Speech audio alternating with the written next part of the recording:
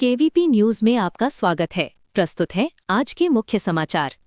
पश्चिम Asia में बढ़ते तनाव और ऊर्जा संकट के बीच प्रधानमंत्री नरेंद्र मोदी ने एक हाई लेवल मीटिंग की जो करीब 3.5 घंटे तक चली। इस बैठक में पेट्रोलियम, कच्चे तेल, गैस, बिजली और उर्वरक जैसे अहम सेक्टरों की स्थिति पर विस्तार से चर्चा की गई।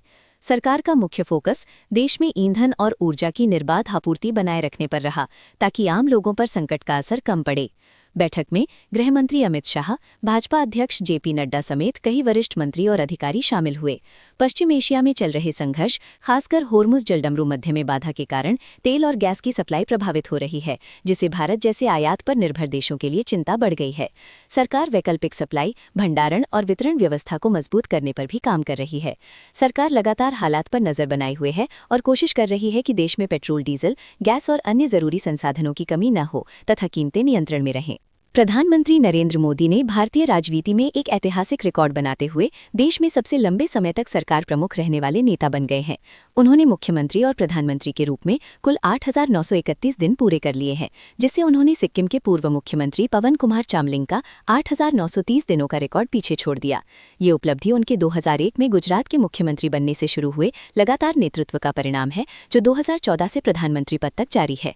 इस तरह वे लगभग 25 वर्षों से सत्ता के शीर्ष पद पर बने हुए हैं, जो भारतीय राजनीति में स्थिर नेतृत्व और लंबे अनुभव का प्रतीक माना जा रहा है।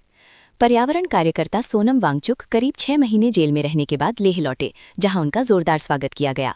वे सितंबर 2025 में लद्दाख में हुए प्रदर्शनों के बाद राष्ट्रीय सुरक्षा कानून NSA के तहत हिरासत में लिए गए थे और जोधपुर जेल में बंद थे। हाल ही में केंद्र सरकार ने उनकी नजरबंदी समाप्त कर दी, जिसके बाद वे रिहा हुए। लेह पहुंचने पर हजारों लोगों ने उनका स्वागत किया और समर्थन जताया। इस दौरान वांगचुक ने कहा कि वे अब उम्मीद के साथ आगे बढ़ रहे हैं और लद्दाख के मुद्दों को लेकर शांतिपूर्ण संवाद चाहते हैं। उनकी रिहाई को क्षेत्र में बातचीत और समाधान की दिशा में एक सकारात्मक कदम माना जा रहा है। अमेरिका और रूस से ऊर्जा आपूर्ति के बीच भारत के लिए राहत भरी खबर सामने आई है। अमेरिका के टेक्सास से LPG लेकर आया एक जहाज मैंगलोरू पोर्ट पर पहुंचा, जबकि रूस से कच्चा तेल लेकर आया एक टैंकर भी सुरक्षित रूप से भारत पहुंच गया। पिछले एक हफ्ते में ऐसे कुल 5 जहाज भारत आ चुके हैं, जो मौजूदा ऊर्जा संकट के बीच बड़ी राहत माने जा रहे हैं। पश्चिम एशिया में तनाव और स्ट्रेट ऑफ हॉर्मुज में जोखिम के बावजूद भारत के सभी 22 जहाज और 600 से अधिक नाविक सुरक्षित बताए गए हैं। सरकार लगातार हालात पर नजर बनाए हुए है और वैकल्पिक स्रोतों से तेल गैस की आपूर्ति बढ़ाने की कोशिश कर रही है, ताकि देश में LPG और पेट्रोलियम उत्पादों की कमी न हो। पंजाब में एक सरकारी अधिकारी DM स्तर के वेयरहाउसिंग मैनेजर गगनदीप सिंह रंधावा की आत्महत्या के मामले ने बड़ा राजनीतिक विवाद खड़ा कर दिया है। इस केस में पुलिस ने पूर्व ऐप मंत्री ललजीत सिंह भुल्लर, उनके पिता और एक अन्य सहयोगी के खिलाफ FIR दर्ज की है। मृतक के परिवार का आरोप है कि उन्हें लंबे समय से टेंडर आवंटन को लेकर दबाव, धमकियां और उत्पीड़न झेलना पड़ रहा था, जिसके चलते उन्होंने ये कदम उठाया। वहीं परिवार पोस्टमार्टम से पहले आरोपियों की गिरफ्तारी की मांग पर अड़ा हुआ है। इस घटना के बाद पंजाब की राजनीति गर्मा गई है। संयुक्त विपक्ष सड़कों पर उतर आया है और CBI जांच की मांग कर रहा है। मुख्यमंत्री भगवंत मान ने मामले को गंभीर बताते हुए कहा है कि ये जांच का विषय है और निष्पक्ष कार्रवाई की जाएगी। उधर बढ़ते विवाद के बीच संबंधित मंत्री ने पद से इस्तीफा भी दे दिया है, ताकि जांच प्रभावित न हो। छत्तीसगढ़ के महासमुंद जिले स्थित खल्लारी माता मंदिर में रविवार को बड़ा हादसा हो गया, जहां रोपवे की केबल टूटने से 2 ट्रॉलियां ऊंचाई से खाई में गिर गईं। इस दुर्घटना में एक महिला श्रद्धालु की मौत हो गई, जबकि करीब 16 लोग घायल हुए हैं, जिनमें कुछ की हालत गंभीर बताई जा रही है। बताया जा रहा है कि नवरात्रि के चलते मंदिर में भारी भीड़ थी और श्रद्धालु रोपवे के जरिए पहाड़ी से नीचे उतर रहे थे। तभी अचानक तकनीकी खराबी के कारण ट्रॉली अनियंत्रित होकर गिर गई। हादसे के बाद मौके पर अफरा तफरी मच गई और पुलिस प्रशासन ने तुरंत राहत व बचाव कार्य शुरू कर घायलों को अस्पताल पहुंचाया। घटना के बाद रोपवे के रखरखाव और सुरक्षा व्यवस्था पर सवाल खड़े हो गए हैं। प्रशासन ने मामले की जांच शुरू कर दी है और रोपवे संचालक तथा स्टाफ के खिलाफ FIR दर्ज कर जिम्मेदारी तय करने की प्रक्रिया शुरू कर दी गई है। ऋषिकेश में प्रसिद्ध संत नीम करौली बाबा के जीवन और उनके चमत्कारों पर आधारित एक खास पुस्तक दिव्य अनुभूति का भव्य लोकार्पण किया गया। ये पुस्तक हिंदी सहित 3 भाषाओं में प्रकाशित की गई है, ताकि अधिक से अधिक लोग बाबा के जीवन और उनके आध्यात्मिक संदेश से जुड़ सकें। इस पुस्तक की विशेष बात यह है कि इसे तैयार करने के लिए बाबा के 34 भक्तों से बातचीत की गई है, जिनके व्यक्तिगत अनुभवों और दिव्य घटनाओं को इसमें संकलित किया गया है। इन साक्षात्कारों के आधार पर पुस्तक में बाबा की कृपा, चमत्कारों और उनके प्रेम व सेवा के संदेश को विस्तार से प्रस्तुत किया गया है। नीम करौली बाबा को एक महान आध्यात्मिक गुरु माना जाता है, जिनकी शिक्षाएं सबसे प्रेम करो, सेवा करो और भगवान को याद करो जैसे सरल लेकिन गहरे संदेशों पर आधारित थीं। उनकी जीवन कथाएं आज भी लाखों लोगों को प्रेरित करती हैं। राजनाथ सिंह ने उत्तराखंड के हल्द्वानी में आयोजित जनसभा में पहाड़ी क्षेत्रों के विकास पर जोर देते हुए कहा कि पहाड़ का पानी और पहाड़ की जवानी दोनों का उपयोग यहीं के विकास और देश के हित में होना चाहिए। उन्होंने इस सोच को पलायन रोकने और स्थानीय संसाधनों के बेहतर उपयोग से जोड़ा।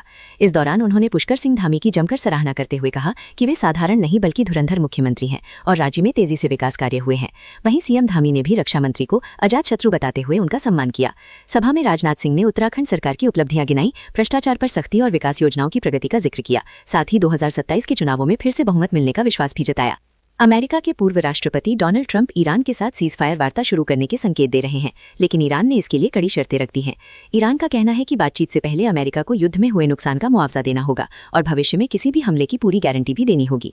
इसके साथ ही ईरान ये भी साफ कर चुका है कि जब तक हमले पूरी तरह बंद नहीं होते तब तक वह किसी सीजफायर या समझौते के लिए तैयार नहीं है। मौजूदा हालात में दोनों देशों के बीच तनाव बना हुआ है और बातचीत की संभावना इन्हीं शर्तों पर निर्भर करती दिख रही है। रणवीर सिंह की फिल्म धुरंधर 2 ने बॉक्स ऑफिस पर जबरदस्त प्रदर्शन करते हुए रिलीज के महज 3 दिनों में दुनिया भर में 500 करोड़ रुपए से ज्यादा की कमाई कर ली है।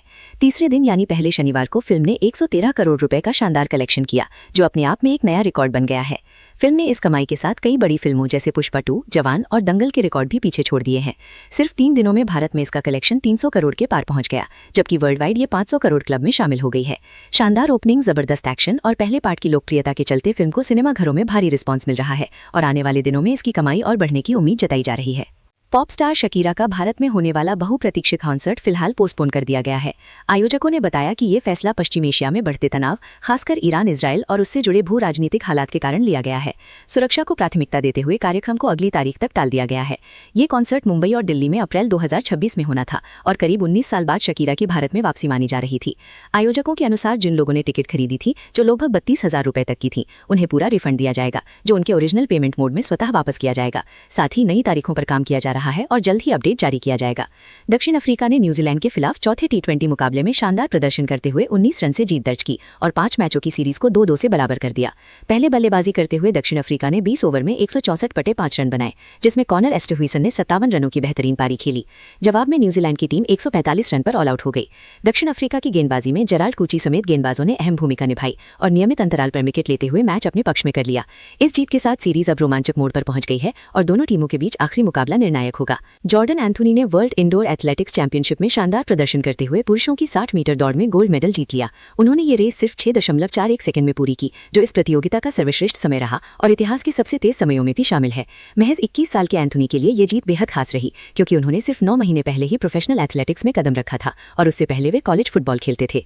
उनकी ये उपलब्धि इसलिए भी उल्लेखनीय है क्योंकि ये उनका पहला अंतर्राष्ट्रीय टूर्नामेंट था और उन्होंने सीधे गोल जीतकर सबको चौंका दिया। फाइनल में जमैका के किशाने थॉमसन दूसरे स्थान पर रहे, जबकि अमेरिका के ट्रेवॉन ब्रॉमेल ने तीसरा स्थान हासिल किया। एंथोनी की इस जीत ने उन्हें दुनिया के उभरते हुए स्प्रिंट स्टारों में शामिल कर दिया है और आने वाले समय में उनसे और बड़े रिकॉर्ड की उम्मीद की जा रही है। कल पूरे भारत में मौसम अलग अलग रूप दिखाई देगा।